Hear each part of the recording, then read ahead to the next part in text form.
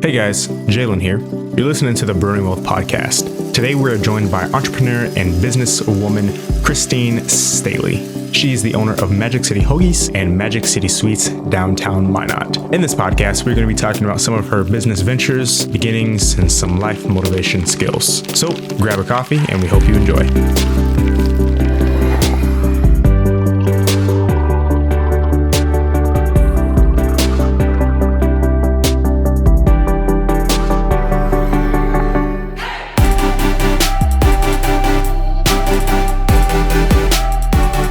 Christine Staley. I'm from Miami, Florida, and I moved to Minot, North Dakota back in 2013. So this month makes it 8 years I've been here. And I relocated with my husband and my daughter, and we didn't really have a goal to relocate, except my husband got a job. He's a funeral director by trade, and he's excellent at it. So people weren't looking forward to move to Minot from Miami. It's a little different region. But we were excited about a new opportunity. And when I met my husband, I never thought I would actually be doing something like that in my life. So we took the plunge and came here. We came in September, so it's kind of getting to that part where it starts getting really cold. And he got his job. And I just noticed that I wasn't able to find a job because the oil boom was happening. And so I basically had to be a hibernated stay-at-home mom. And make a long story short, fast forward, we weren't really considering staying at some point because we couldn't find daycare. I couldn't get out of the house. And I came from a background of the television industry. So I'm used to working and getting out and about. So one day I saw in a newspaper an opportunity for a business. And I don't know why, but it just dawned on me. I think I need to call him. Yep. But a while back, I was writing a business plan for a food business. Never imagined in a million years it would be a sandwich shop, but it worked. And I would say that for me, at that point, eight months in, I did not know anybody from Minot. And I never understood how I never met anybody from Minot. And it didn't make sense because I'm such a social person by nature. And I can talk to anybody, but I didn't know why I would get out. I just wouldn't meet anybody. So when I decided to go with this business, it ended up being a sandwich shop. I told my husband I think we'll be here for a couple more years, not knowing, it's my first real business venture, not my first venture into entrepreneurship. But and by the way, that sandwich shop, for those who are listening, is called Magic City Sweets. Right next to Magic City Hoagies. Or Magic City Hoagies is the sandwich shop next to Dakota Square Mall. Correct. Right here in Minot, North Dakota. Yes. So just wanted to make that clear. Thank you. So I guess the way you say this is that I've always loved food, I've loved people, and I've always loved entertaining and engaging. And I had a need in my heart and soul to create something unique. Yep. And there was a need here in Minot to have something special. Because as a matter of fact, I never mentioned this to you before, there was a prior sandwich shop that just closed downtown. I never even got to try it. My husband did. And it was a popular one. It was called Big Time Bistro. Oh, yeah. And they just closed 2 months prior. So it's almost like I felt like I picked up this baton of independent local, but I didn't know them, so I don't know what they did. I just heard of them. I never got a chance to taste them. Yep. So I opened my business in October 2014. Who does that? Only me. And so fast forward about next month will be 7 years that the business has been opened. Shout out to Anthony Espinoza. Big Time Bistro was his go-to. Really? He loves Magic City Hoagies. Oh, no, as no, well, no. That's fine. Big Time Bistro, Listen, he loved it. I don't even know if he knows it's closed, but I didn't even know that. Well, they actually kind of reopened recently as a ghost kitchen style, so you can order online. That's it. Yeah. But they're very limited with what they do and what they offer. Gotcha. So anyway, that's kind of how I started it. But what was great is that I realized when I did open it, I had to create a concept around my brand. Yep. And what better way than to create a brand around something you don't know, but you want to introduce your brand to people? Make it about the people. Make it about the city and the place. And another point of funniness, in Miami, we call ourselves the Magic City. And I found out that when I moved here, this was called the Magic City. So I always say to people, I feel like I left one Magic City to another, but this is where all my dreams came true. I feel like Minot is like the start. Like if you're looking to start a business, I feel like this is perfect. It's almost like it's fake. I was just talking to another owner. She's the owner of Knowles Jewelry, and we were talking for like an hour. And it's like, it's insane, like how much money you can make, how much property and real estate you can buy. And I'm only 19, and Yep. being able to do all that, it's almost like It really is magic. How do you do that? Well, you can't do that anywhere else. It's not I feel like you can't. Yeah, and if I mean you can, don't get me wrong. Like you can, everything's anything's possible, but to be able to do it so quickly and efficiently, there's no better place but Minot, in my personal opinion, to start the foundation of your life. Can I or your tell you that business. you jumped in at a good time too? Because when I started it, I didn't know anybody, and I feel like a lot of the internal government of the city changes with the way they did city council changes, and a lot of that, it really helped initiate the small business momentum that we see now. Like being downtown Yep. now is starting to like get put together Yep. really nice. I see hashtag support local way more now than what I did, 2 years prior. So, and I think COVID has a big impact on that too, because a lot of small businesses didn't do so hot compared to, Walmart Yeah. versus Marketplace. Correct. And not to say that Marketplace is small, but it's smaller than Walmart, Correct. I think because this is a smaller town. I mean, we're about like, I would say if you want to go to the high end, 50,000, we're not even there yet. Yeah, We didn't make it yeah. in that census yet. Yeah. But I think you have to realize too, as much as a lot of the people that are here now have big city views in a small town, they still have a local mindset. Yes. So that is what makes this place a really interesting dynamic, because people are just either staying here from after military, or they're moving here for oil, or whatever it may be. Me, I had neither, but there was a way to create a life around something that you believe in and something you want to bring to the community. So I think you're correct. What struggles did you have to face starting your businesses? I mean, we talk how easy it is here, but did you have to face any like tremendous struggles? Well, I don't know. I always, okay, so I've always been a risk taker my whole life. And the weird thing is I look at struggles as a part of the piece in a puzzle always. I don't look at it as an overlying problem. So if you say something's a struggle, maybe, sometimes I don't even know it's a struggle, because I don't look at things as struggles. I look at things as, okay, what's the issue? Yeah. Okay, so I changed my mindset of how I view it. So maybe an outsider can say that's a struggle, but I say, okay, well, why can't this happen now? What's the issue? What can I do? What do I have a role that I can take on and make sure I can make whatever I do work? And then who do I have to go to? Where do I have to go? What don't I know? And so I look at it as a project. So let me step back now. After you say that, one of the things I guess I got lucky with was the previous business was a business that was established for 20 years. I just took the concept of what the actual product was and recreated it. Because I do love Made it better. food. Elevated it. Let's just say elevate. Elevated it, yeah. Elevated it. But I took what they already did, and I just tried to really just brand it around the community with unique names and things. But this is my other dilemma, is that the way his business was, he was a franchise. I didn't come from any business world or marketing. I've never taken one business class in my life. I've never taken a business It's class or a insane. marketing class. I learned everything off of YouTube. You know what? No. I don't know. I don't know if that's what I don't know. I don't do YouTube that way. I do YouTube for other things. I'll tell you later. But I just feel like he kind of gave me a semi-framework. Like, okay, this is what you need to do for business to get your licenses. This is what you want to do for this. Yep. This is what you want to do for this. And I was like, okay, well, what about this, this, this, this? He didn't know, because he didn't need those things. Because when you brand a company like a Yep. franchise, they give you all that. It's like a folder here, just go. Yep. So let me give you an example. I wanted some signage, and the one that I wanted was great, but I had to go with the first person that he told me, so I did. But then I needed some other stuff later, and he couldn't do that, so how did I figure that out? Well, like I said, I'm very easy to talk to people. So you wouldn't believe this, but my office was the library, Minot Public Library. When I wrote my business plan, when I would do any type of menu building, I would sit there for hours. Let me pause you right there too. Is like I love that you brought that up, because I see a lot of people that, I feel like a lot of people when they come up with a business plan, they go and buy the office space. They buy all the nice furniture inside of it. They hire the front desk person. but they still haven't made money yet. That's putting the cart before the horse. Yeah, and I feel like a lot of, like, for me, right, I didn't buy the nice camera first. I didn't go and, hey, shout out to Dustin. I didn't go and get Dustin to come and join. I wanted him to see the vision first. I wanted businesses to see the vision.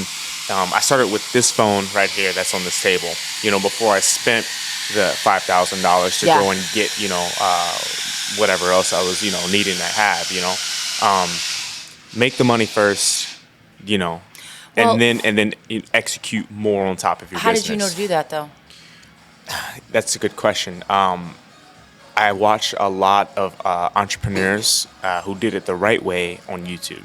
So you started right out the gate with just knowing what not to do first. Mm-hmm. And okay, so that's interesting you say that. So go. And real quick too, and I also realized throughout my childhood how to calculate things, right? I have a dad who's in the military. He's been in for over 20 years. And then I have a mom as well who works in the medical field, right? Those two careers alone and just their own personalities, it's a lot of calculation. Yes. Like, so you're talking about like reports and numbers and things that you can actually detail and see numbers. Yeah. And when people say, see, like me, I don't think you can go ahead and quit your 9 to 5 and just go and, start your business, right? But I think you should take more of a, nowadays I feel like people should take more of a calculated approach. So why just quit your full time? Can you go part time? Or can you go keep the full time, make the business part time? Yeah. For me, it was the other way around. I had to go part time to get the foundation first. I had to do a lot of editing, a lot of filming. And then, I was able to do what I needed to do. Now I can go full time because I figured how to do it, right, over the course of 6 months. And now I can make my business full time and my, job full time. Correct. Correct. So, and a lot of scaling down and everything. And you've been a big help too with learning how to do those thank things. you. So, well, I guess, let me go back to where I was at. What was the question again? I asked you. Nope. Marketing and business. You were okay. You left off at he was teaching you how to. Oh yeah. Start your business. So how did I? Some of my problems. So the thing is that I was at the library. That's what it was. Drink. Hey, get to it. Anyway, so I was talking to the lady who was helping me print stuff finally because I needed to get a final copy to look at it and see, go over it because I have to get, there's one saying that my first boss out of college said, measure twice, cut once. I say it to everybody. Yep. You have to have 2 sets of eyes to look at everything because what you're not seeing, someone else will maybe see, and maybe have a third set before you drop that hammer on whatever you have to do. Because let me tell you, sometimes you only have that one shot to make it right. Yes. And you want to make sure those details are all perfect. So I was chatting, and they're like, oh, what's your new business? And I'm like, oh, it's going to be a sandwich shop. And I started talking like I just do. And they're like, oh, do you need any printing? I'm like, oh, as a matter of fact, I do. It's almost like when you put out in the world what you need. It all falls in place. No. Things start coming thinking? to you. Like Okay. you put the energy out, say, oh, I need this. Because remember I was telling you I needed a printer for certain things, but he couldn't go beyond that. I needed a printer for T-shirts and things like that. And they're like, oh, well, we do window wraps, we do car wraps, we do shirts, we do all that. And I'm like, oh my goodness, what's your name? So lo and behold, not only did I befriend Janet, who's the director at the library, it was her friend Jen. And then we've had a relationship, and like 7 years later, we're still buying T-shirts from her, and I got my window wrapped in my car, and I got my window wrapped at my shop, and she's been a huge help. She's done my banners for all the networking events I've done. So I think what happens is when I need something, I don't think of it as like, oh man, it's like, what am I going to do? I freak out. I've learned that like, just think, okay, what do I need? And then you start talking to people. Who's in your network of people? And I didn't know anybody except a small group. But then I would start talking to the customers. And I think once you realize everyone's got something or someone that can to help bring you, to the table, yeah. Yeah. And I've always been a resourceful person. So if I don't know how to do it, then I start asking questions. And that is the big thing, is if you know how to ask for help and ask the right questions, you're not going to not find something out. It's going to come to you. 100%. You got to execute. You got to execute how you're going to do things in life, and how you're going to, answer ask those questions. Yep. And get things done. I think another thing, let me tell you one more thing, because I'm in the food business. One of the bigger things that I've noticed that was something that was difficult pricing for food. And this is before now with all the distribution things. Yeah. So I wasn't aware that I can work with any vendor I want. I had no exclusivity with any contract. So I learned over the years that, they're not your friend. I'm not going to say it in a mean way, but it's a love-hate relationship. Because It's more of like would you say that, or like business is business? No, I'd say love-hate. You love them because they can get you anything they want for you, but you hate them because it's a necessary evil, meaning if they get it for you and they're the only person who can get it for you, they're going to give you the pricing they want. Yep. But if it's the same thing here and it's the same thing here and you have three businesses that have the same product, who's got the better price? You have to learn that that's the business side of it. How do you get the best pricing for an independent restaurant? How do you get the best pricing for an independent business? Well, you have to figure out that you have to use them against each other. And at the end of the day, that's the business part of it. Yeah. I have no problems buying over one if they're going to help me fulfill my goal, which is to make money. Yes. I will tell you this, though. I have worked with about 5 distributors at once. And it got to the point where it got kind of too big. So I wanted to scale it down to one, hopefully. That's always been my dream. And mine at North Dakota, it's hard to get things. But I learned you have to work with what you have and you want to keep quality up. So I will say that was definitely the struggle. It's still a struggle because right now I am with one, which I love. But because it is one, and I do have a contract with him in the sense that he got me a lot of things I want, and I'm very happy with him. He works for me basically because I made him learn, okay, this is what I need. Sometimes the pricing's not always good, but I have to go with it because, again, he has to make money too. But at the end of the day, we're in a new world now. So I'm open to new potential possibilities. I just have to just say, hey, listen, I got to bring back what I learned and tell him. And we'll see where it goes. I mean, struggle is real in different places, but if you don't look at it as a daunting experience, you're just learning and growing. Yep. Moving into the next question is, you seem very motivated. Where does that come from? Does it come from somebody that you look up to? Family? Does it look up to somebody that, like for me, it's David Goggins, Gary Vee, Gary Vee. I said that was your brother. Yeah, brother from another mother. Yeah. Where's that come from? I was thinking about this question before I got here today, and I think, like, when I first started this conversation, I'm a risk taker. I always have been. I've always been someone who's been independent thinking, but I didn't think a lot when I was young. I wanted to have fun more. I was a Girl Scout. I kind of used to be the kid who would get on my bike and just ride around and see who was awake in the morning and knock on their door. If they weren't there, I'd go to the next one. I didn't realize it's almost like making sales calls, right? Yeah. Oh, who's available? Who wants to play? Yep. Who wants the SRT communications? Yeah. But you know what I'm saying? Like at 6 o'clock in the morning, crack of dawn, who was up? Who could play? And I would never get the rejection. Would never make me upset. Oh, she doesn't want to play with me today, so I went to my next friend. It was almost like I had this inherent drive to get something I wanted. And what was that? To play with a friend. And I always noticed this. I also noticed that I was a really good listener to people. But when I got older, I was a person who would talk without thinking. Going back to the thinking, I would think, but I wouldn't think hard. But I was always creative, so I had ideas. But I wasn't thinking about logic. I wasn't thinking about facts. I wasn't that kind of person. It's so hard for me.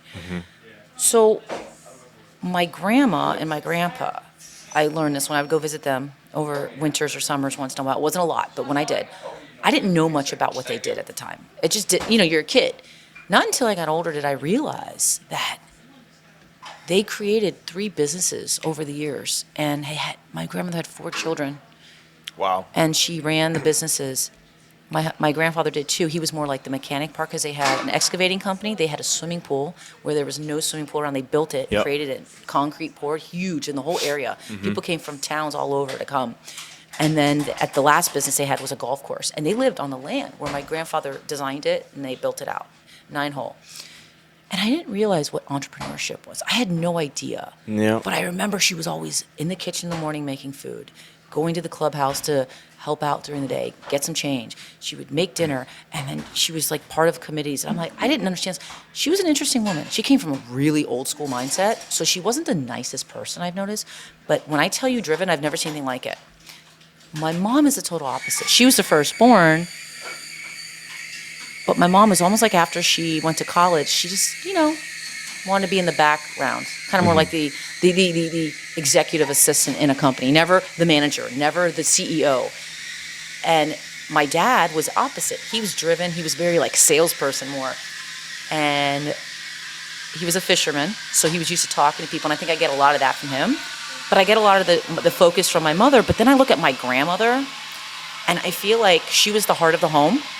So when she passed away back in 2002, I just realized I felt like I took over that responsibility for the family. But who knew in a million years I would feel like I'm really her now. Like, Yep. That's like almost 20 years later. Next year will be 20 years later that she left us, and I feel like I created this world around me. So what drives me? It's almost like I think I had it inherent in me, but I didn't know. I just did. I see. I feel like so we had Landon Bale on here as well in the previous episode, and he said that his was inheritance as well from his family. Was he brought that up with it though? Because I wasn't. I just saw it, but I didn't know what it was. Yeah. What I was. Here we go. Got your drink here. Gracias. We are at I forgot to mention. Ooh, we are so you at did a full. With Room Coffee. It's a pretty cool place. I've never been here until yesterday when I had to ask, if we could do the podcast. I looked at the plants and I was just like, yes, I love it. No, you haven't been here when you welcome it to the jungle. This thing has been saturated with plants. Really? Oh yeah. Rebecca See, kicks it here real hard. I love it. Like, I'm trying to get my my living room to be more plant-like. And Talk to her. She knows what she's talking about. I bet. No, really. This place was jammed in here. Really? There was a point where she had plants lined up. You would sit in a line, and you'd have to like go between the fig leaf trees. These guys. Yeah. It was crazy. Wow. You'd walk in here, it's like humidity, like you're in a jungle. Yeah. I like that. It's good for the lungs.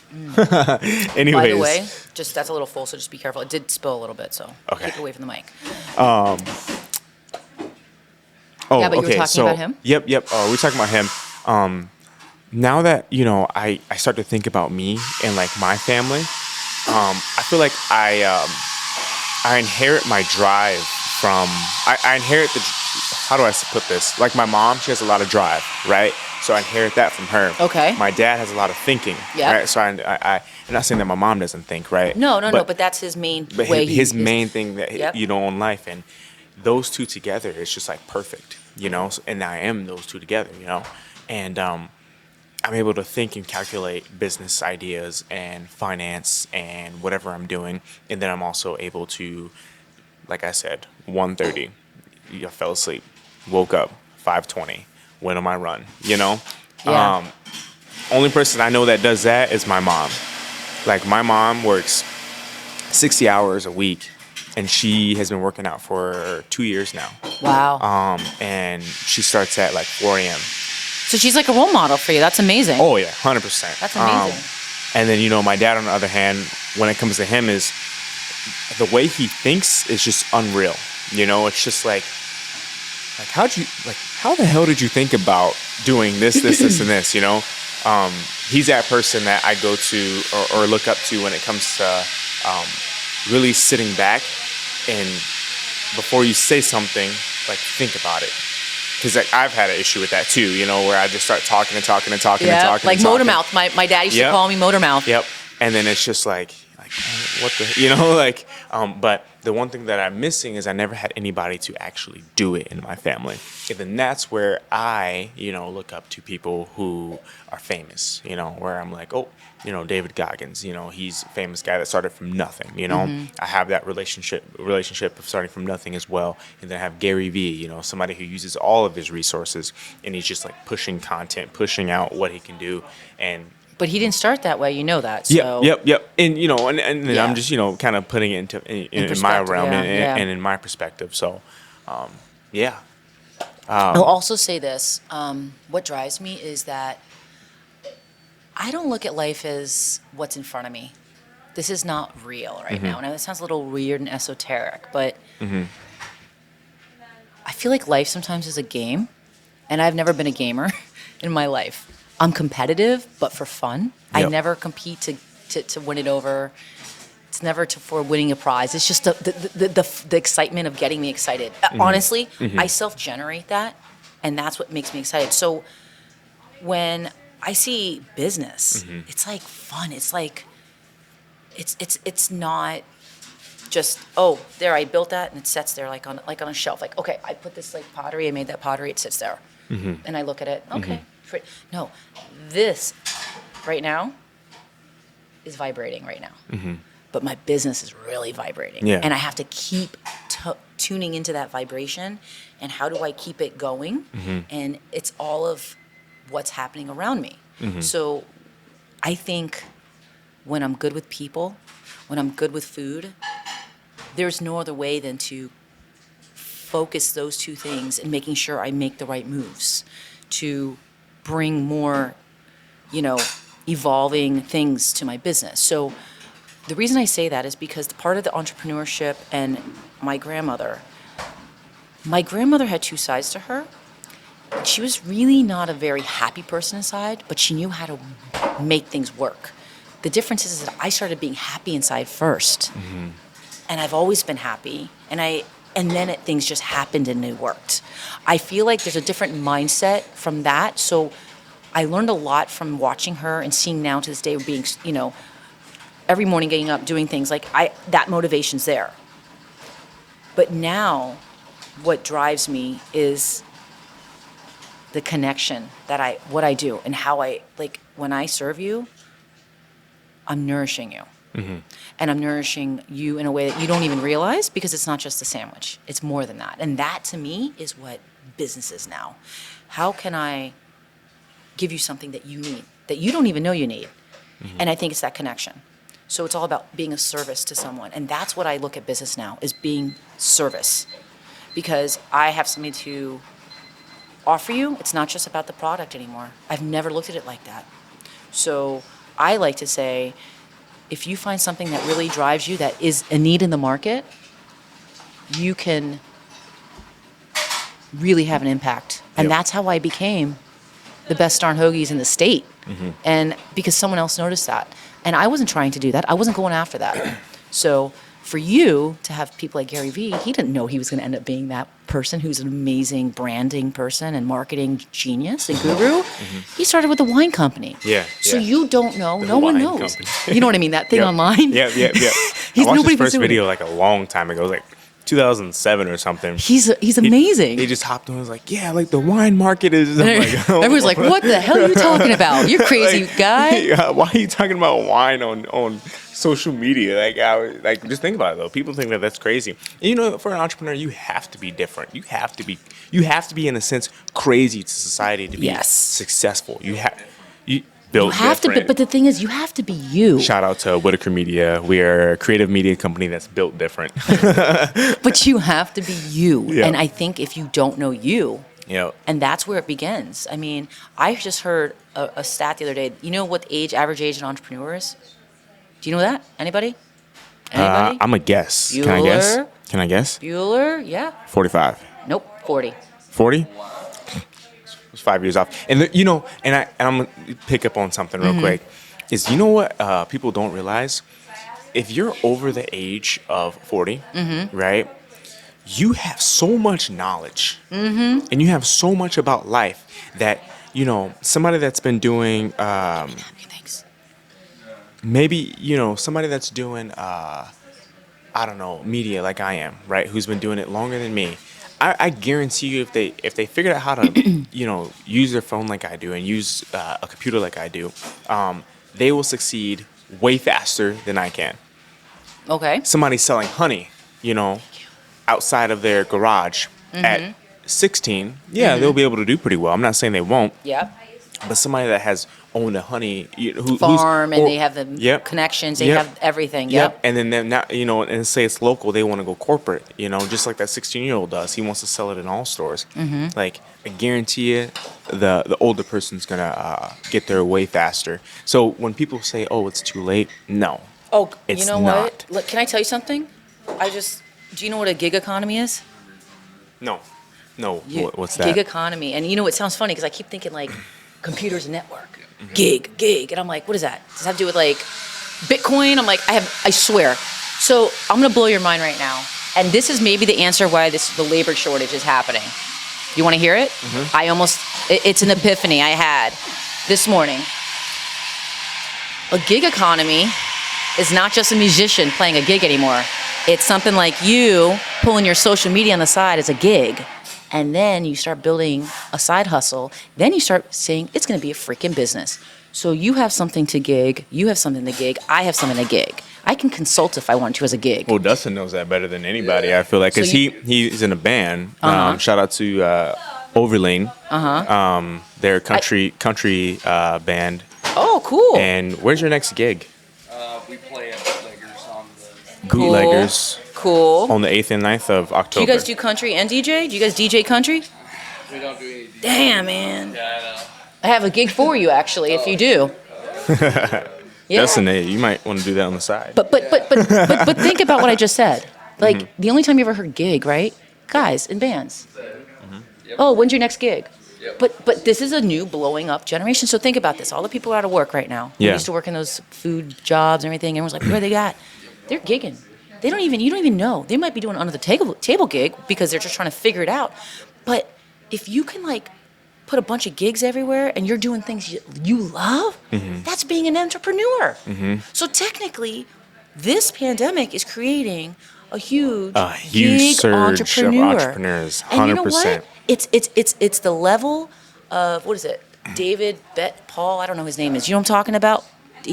Anyway, Okay. he's from Florida. Well, he lives in Florida now, but he moved here from a war-torn country years ago, and he created this huge marketing branding empire. So I'm saying empire. I don't know why. Anyway, he was talking about 5 levels of business as an entrepreneur, and you can start out as like, interest, and then you have a hobby, and then you become like an amateur, and then you become a pro, and then you have like, no one can touch you.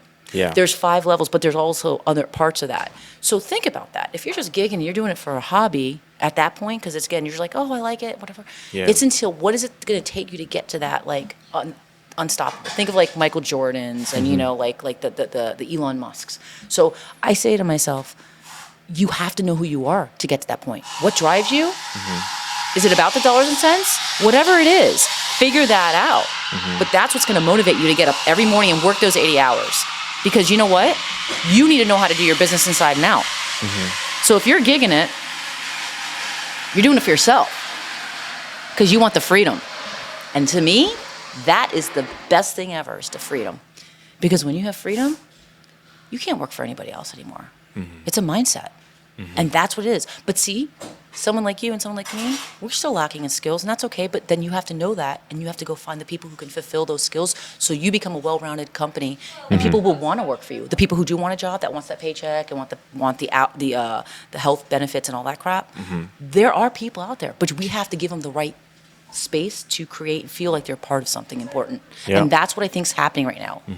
And you know, a lot of people who are into it as well are kind of like, for instance, it just so happens that everybody in your family is like into music already. Like, and that I had friends like that where their families were just like music people. Yeah, Yep. that's a blessing. Me knowing Dustin and working with him, like knowing that he already has that mindset of like, okay, I understand that we're not going to make money this first year, you know, but we're going to spend a hell of a lot of money, and then next year we're going to try and get some outcome with it. You know, it's just awesome and blessed. That's a blessing in itself that Dustin's able to see that as well, and you know, we can be on the same page. You know, so for those who don't maybe have anybody, that's the pressure, and the pressure is on. But you have to understand too, is like, it's a blessing to wake up, to breathe, to see, to think. Then, you know, because people might sit around and be like, oh, well, you have this, you have that, you have this. Well, if you listen to the entire podcast, we talked about learning how to communicate. You know, you have to go out there and communicate, because you're not going to get anywhere without that. No. And you have to, you know, learn how to just start, you know. You just got to do it, you know. That's why with this podcast, I was thinking about doing a studio and whatnot. No. I was like, you know what? Let's make this authentic inside of coffee shops. Love coffee. Love talking about money. Love talking about entrepreneurs. We're doing it. Take it on the road. Yep. You know, and a lot of people who do film, they want it to be so perfect. You know, where we live in a society where like somebody who takes a Samsung like Galaxy 9 and just posts to TikTok and it goes viral, you know, the editing is not even that good. You know, and I'm just like, What editing? yeah, like what editing, you know? I can understand that. So it's just like, you just got to start. You just got to go for it. You just got to do Yeah. it. So, I think everybody has something. They just need to like listen to their soul. yep. But nobody's quiet anymore. Nobody takes the time because they're preoccupied with TikToks. Yeah. Well, do you have anything to say, a quick little motivational thing that you would like to say on your end before we close out the podcast? About what? It's up to you. Anything like, specific? Let's Something to say, yourself. yeah. Do you say anything to yourself every morning? Do you have an account? David Goggins has a accountability mirror, so I like to use that as an example. And I also like to use Steve Harvey's like "Stay blessed, stay next to God" type of thing. That's my Yeah. motivation. So what's yours? What can for people to understand the you know? Do you say something to yourself for people to understand like, oh, this is the motivation behind Christine Staley? You know, I don't know if I have like a mantra, I guess you're thinking, a Yep. motivation Or- mantra yeah, or yeah, anything yeah, like yep. that. I just try to put out the best I can do every day. And the only way I know that, Well, boom, there you go. The best you can do every day. well, That would really, be- that's I guess the best you can say, because really, we're all capable of great things. I just think you need to believe it first. I don't care who the hell else believes it. Honestly, I don't care who likes it and who doesn't like it. I just keep being me and being fearless, because if I let fear overcome me, I'm never going to be able to get out there. And fear is just the unknown. That's all it is. And I like the unknown. I embrace Yep. it. Yep. And that's the one thing that if anything, you know, we learned, or we should have picked up, or at least everybody who didn't know this last year, which we're still living now, is change, man. You just Yeah. have to learn to embrace fear and embrace change. And it's scary, I know, it sounds crazy, but be the best you can be, even in uncertainties, because there's no certainties anymore ever. I think it was a curtain that's just pulled back recently. People are freaking out because they don't have any normalcy. But you know what? That wasn't real to begin with. Yeah. So if you realize that that's not how we're going back to, we're never going back to that. Never, ever, ever. I never say ever, but like that's just like that's like past. Right now is all we have. Like me here with you, this is what's important. But at the same time, I have to be present. I have to be conscious. I have to be aware. And I also have to care. It's not just me about being driven and getting those numbers and getting those stats and, oh yeah, I have so many likes and loves. No, I'm just being the best at anything I could be. And if you're honest and you're truthful and you're transparent and you're authentic and then your passion comes through, there's nothing you can't do. I mean that. And I try to instill that in my daughter, who's totally against me right now, which is fine. She's like almost 11. You guys can understand. But she's seeing the things I'm doing, and I know one day it's going to sink in, just like it did with my grandma, and I didn't know, you know? So, yeah, I could say just be the best you could be every day. Try it. And you know what? Some days you feel like crap. Still try to be the best. Don't make excuses. Yep. I'm done with people with excuses, too. That's the other thing. It's who you put yourself around.